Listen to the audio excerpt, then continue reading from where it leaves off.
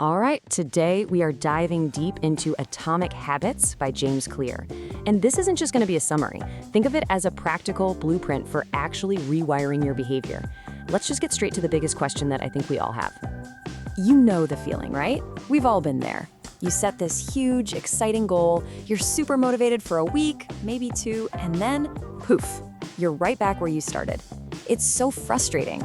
But what if I told you the reason for this has nothing to do with your willpower?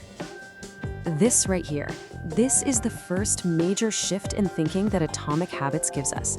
The book makes it clear that failure isn't some personal flaw. The real problem is the method we're using. You're not broken, your system is.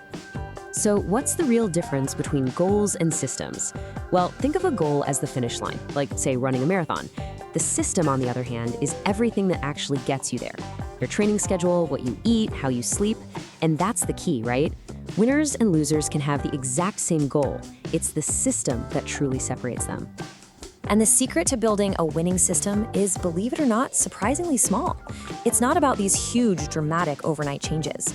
It's all about the deceptively simple power of getting just 1% better every single day. This is where the magic really happens. It's the power of compounding.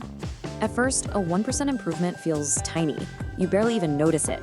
But over a year, those little daily gains multiply into something absolutely remarkable. It's literally like compound interest, but for your personal growth. This quote just gets to the heart of it all. Goals are great. Sure, they set a direction, but it's your systems that actually make the progress happen.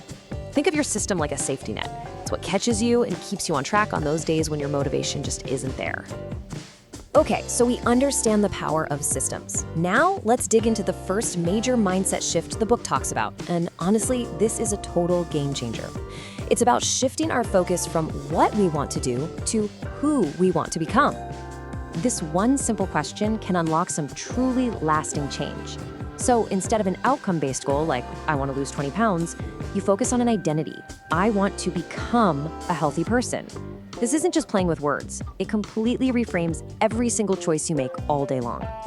See, when you anchor your habits in an identity, your behaviors become a way of proving to yourself who you are. A person who is healthy naturally makes healthy choices. A person who is a writer, well, they write. Your identity drives the behavior, and then every action you take reinforces that identity. It's an incredibly powerful feedback loop. So, if identity is our why, we still need to figure out the how. To really master our habits, we kind of have to understand the science of how they work in our brains. Atomic Habits breaks it down into a simple loop that runs on autopilot, governing pretty much everything we do. Every single habit you have follows this 4-step pattern. First, there's the cue. That's the trigger, like your phone buzzing.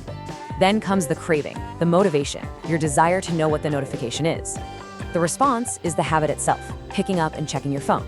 And finally, the reward is that little hit of satisfaction you get from being in the loop.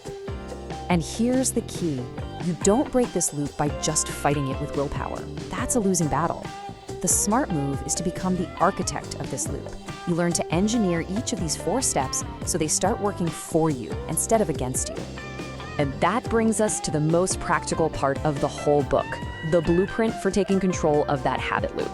James Clear calls these the 4 Laws of Behaviour Change, and this is basically our toolkit for building a better life. This one slide contains the entire framework. Look how each law directly targets one step of that habit loop we just talked about. To build a good habit, you want to make the cue obvious, the craving attractive, the action easy, and the reward satisfying. To break a bad habit, you just flip every single one of those laws. So let's break down exactly how you can do that. Let's start with law number 1. Make it obvious. A great way to do this is with habit stacking. For example, after I pour my morning coffee, I will meditate for 1 minute. You just stack the new habit right on top of one you already do. You can also design your environment. Want to read more? Simple. Put a book on your pillow. For law 2, you have to make the habit more attractive. A brilliant trick for this is temptation bundling. You link something you want to do with something you need to do. Like, you only let yourself watch your favorite Netflix show while you're on the treadmill. It makes the hard thing way more appealing. Another great way is to just join a culture where the habit is normal. It's a lot harder to skip the gym when all your friends are going. Now, the third law is absolutely critical. Make it easy. You have to reduce the friction. Lay out your gym clothes the night before. And you have to use the 2-minute rule. Any new habit should start with something that takes less than 2 minutes to do. So read every day becomes read 1 page. Go for a run becomes just put on my running shoes. And finally, Law 4, make it satisfying. Now, here's the challenge. The reward for a good habit is often delayed, but the reward for a bad one is instant. You have to find a way to bridge that gap. Give yourself a small, immediate reward right after you finish. And hey, don't underestimate the power of a simple habit tracker. Just the act of checking off that box gives your brain a little hit of dopamine, and that makes you want to do it again tomorrow. So now we have all the pieces, the tiny gains, focusing on systems over goals, and the 4 laws. Let's tie it all together and bring it back to what is maybe the most powerful idea of all, how every single habit you perform is a vote for the person you're becoming. This might just be the most important concept in the whole book.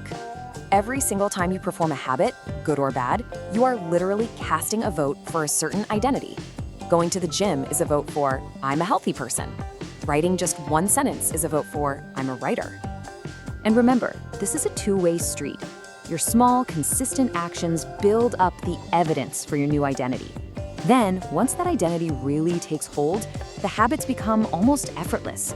You're no longer trying to be a healthy person, you just are one, and your actions naturally fall in line with that truth. And that really just leaves us with one final, powerful question to think about. It doesn't have to be big or dramatic. It just has to be a 1% improvement. So, what tiny vote will you cast for the person you want to become, starting right now?